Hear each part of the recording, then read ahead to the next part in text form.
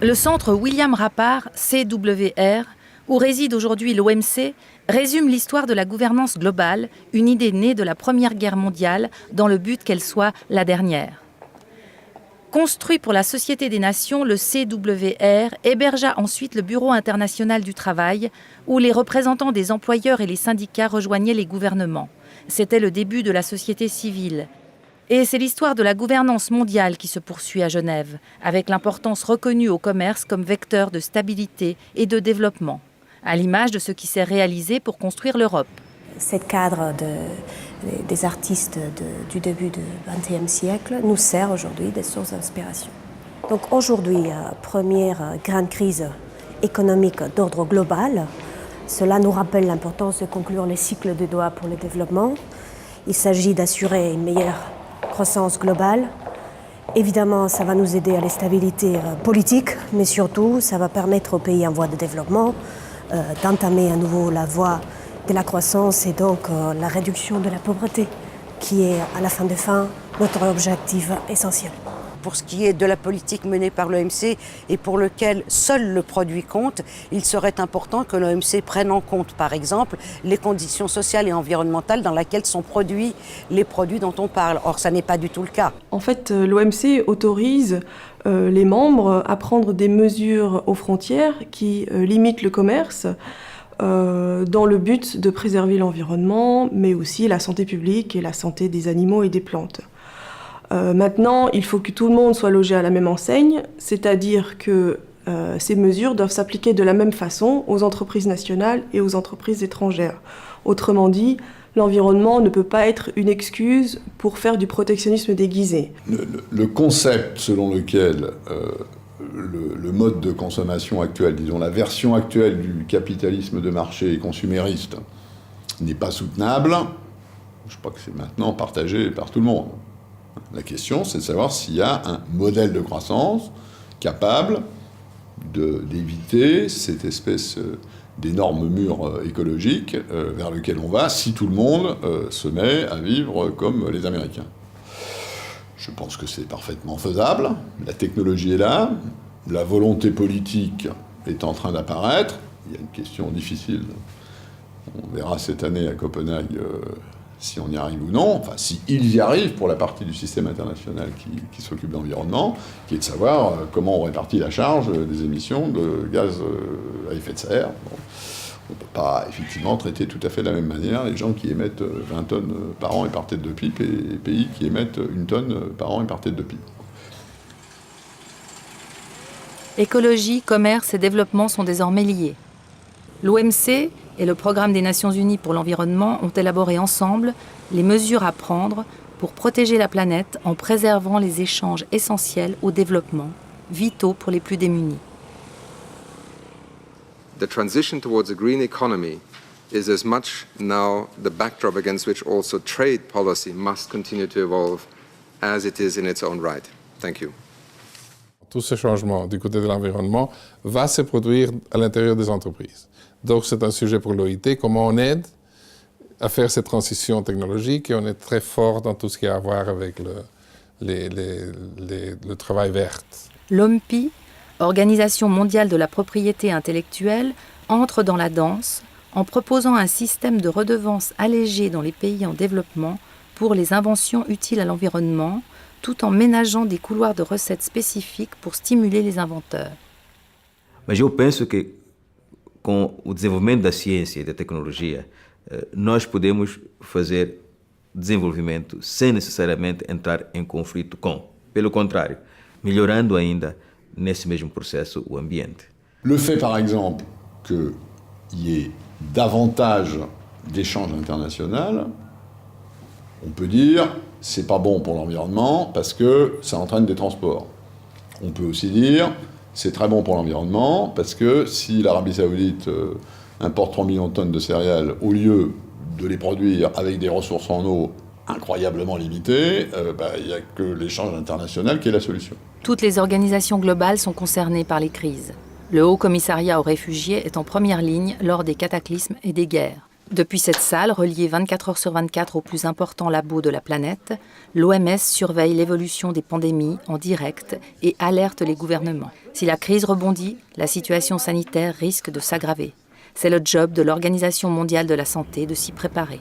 Comme c'est celui de l'Organisation météorologique mondiale de surveiller le climat et le réchauffement qui influencent l'activité économique autant qu'ils sont influencés par elle.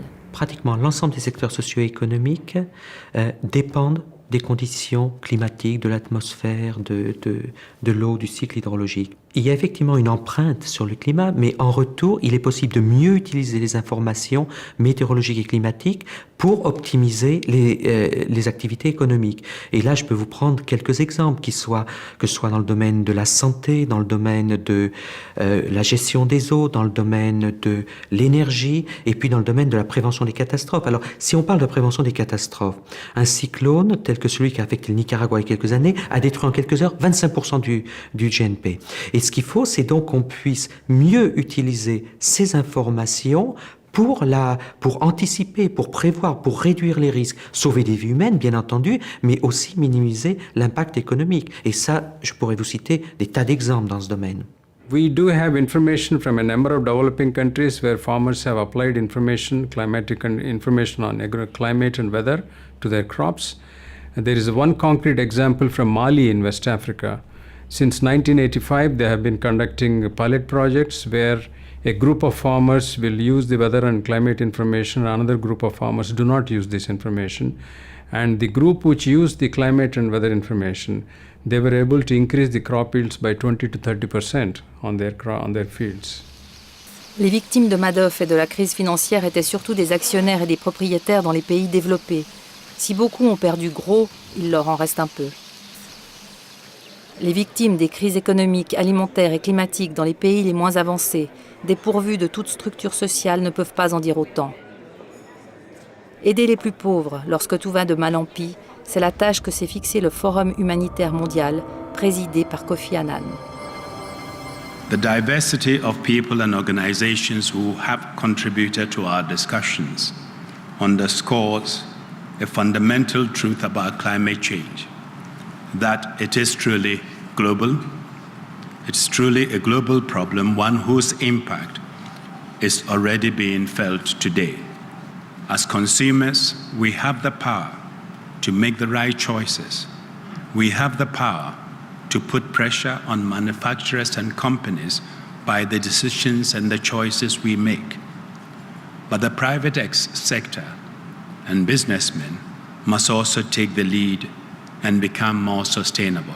Plus il y aura de discussions entre les différents acteurs et les acteurs multiples, c'est-à-dire politiques, secteur privé, les ONG, etc. Et tout ça est très bien représenté à Genève. Eh bien, plus on arrivera à un dialogue ouvert, constructif, et plus on arrivera finalement à sensibiliser et la population d'une part, et les milieux politiques d'autre part pour qu'ils prennent des décisions. Vous savez qu'on va vers une échéance extrêmement importante au mois de décembre à Copenhague. Donc finalement, cette conférence vient à point nommé. The natural reserves, the energy reserves will never be sufficient, and we have an exponential development of demographics. We will reach in about 40 years, 9 billion people living on this planet.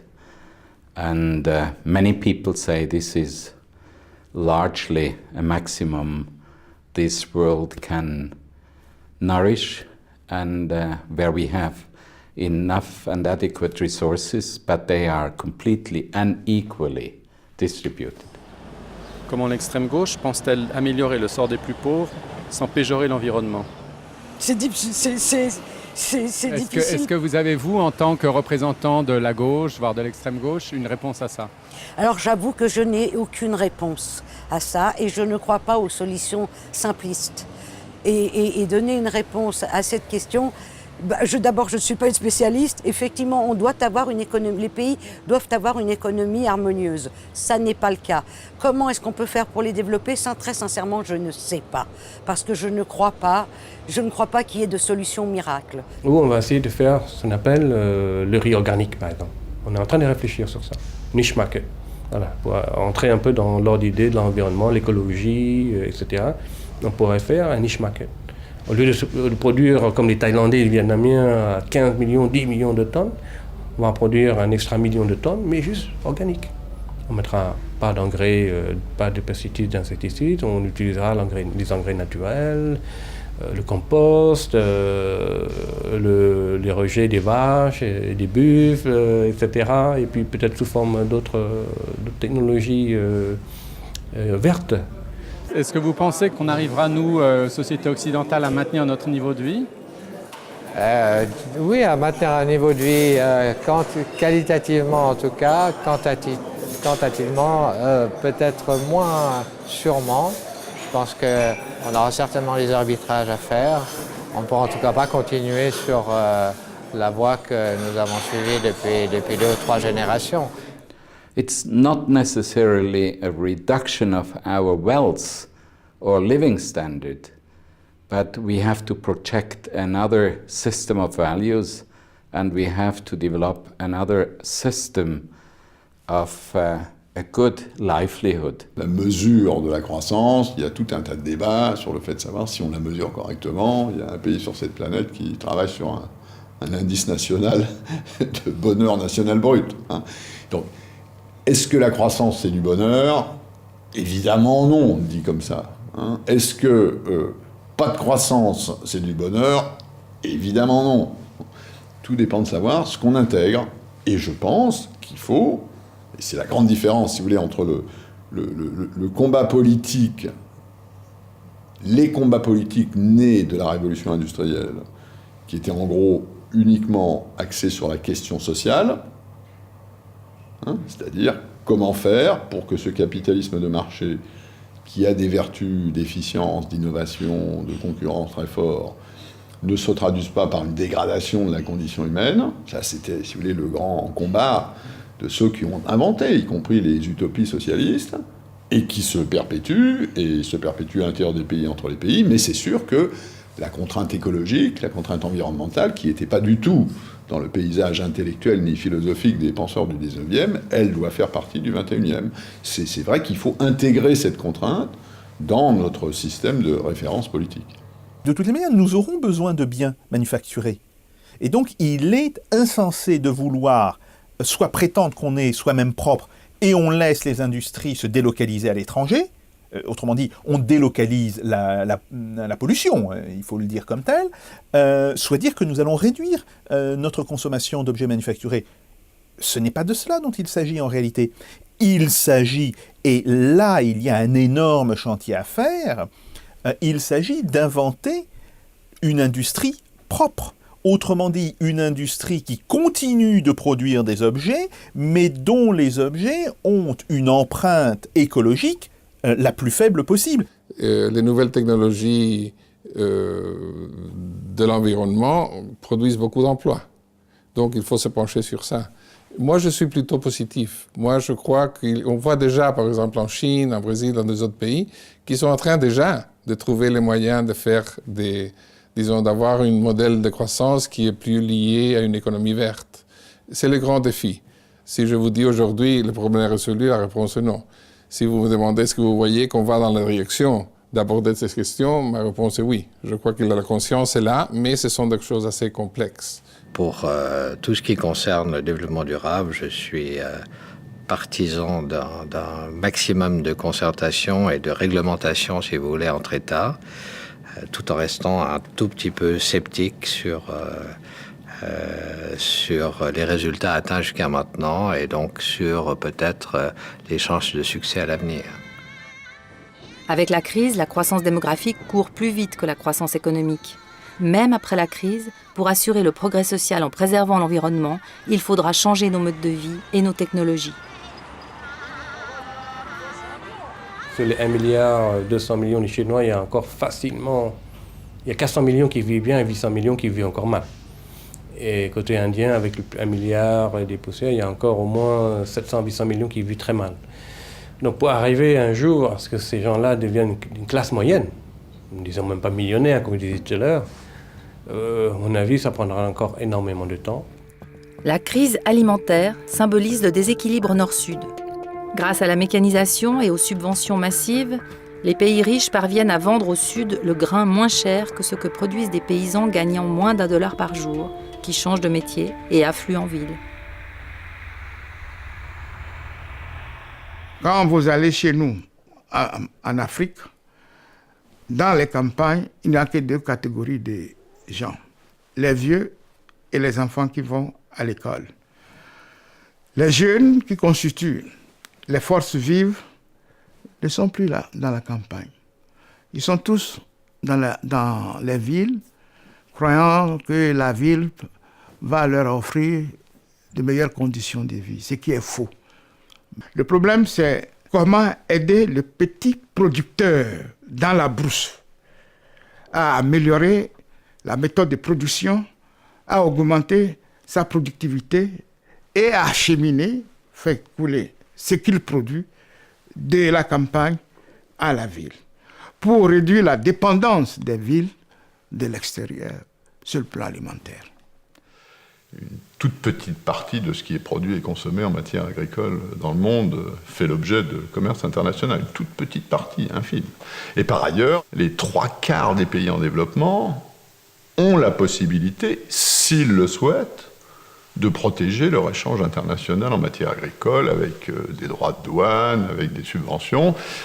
Simplement, beaucoup ne le font plus maintenant, non pas parce que l'OMC les oblige à ne pas le faire, ils ont la possibilité de le faire, mais parce qu'ils ont un arbitrage à faire entre leurs producteurs, leurs paysans et leur population urbaine. Et si vous augmentez la protection agricole à la frontière, ce sont les populations urbaines qui vont payer beaucoup plus cher. La panique des marchés financiers se reportant massivement sur les matières premières fit exploser les cours et fut la cause principale de la crise alimentaire.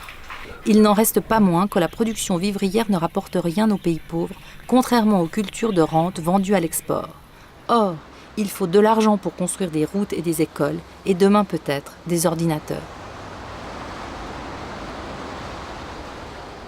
Quand vous avez des pays qui ont fait une perte, une chute de leurs exportations de 30%, et que vous venez leur expliquer, vous savez, le commerce n'est pas une priorité pour vous, et que cela représentait leur plus grande source de financement pour leurs besoins de développement, vous venez leur dire, vous savez, le commerce n'est pas important pour vous, on vous trompe en vous disant qu'il faut y passer du temps. Je trouve ça quelque peu démagogique. The poor countries are not part of the problem. They must be part of the solution. We cannot safeguard our national interest as a nation state by simply looking at what is good for us. We have also consider what is important for the others and how we can combine that best. If you allow me, it is like living in a house with 192 apartments. You cannot have a happy life in the first floor when you know that there is a fire in the third, or people are dying in the 9th floor, or people have no heating in the 10th floor. So this kind of new global governance, a new global code of solidarity and new rules for trade and governance are absolutely important.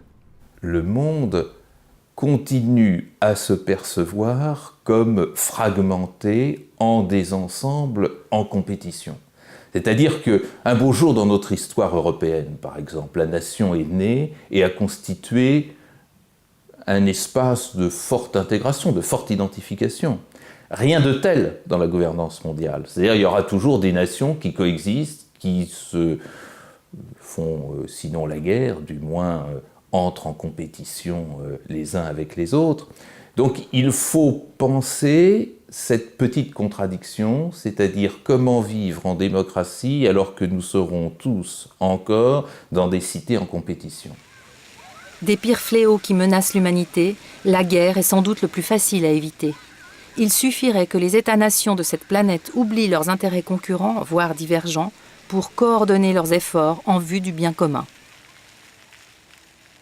les gens ne se rendent pas compte qu'ils y sont et depuis longtemps dans le gouvernement mondial.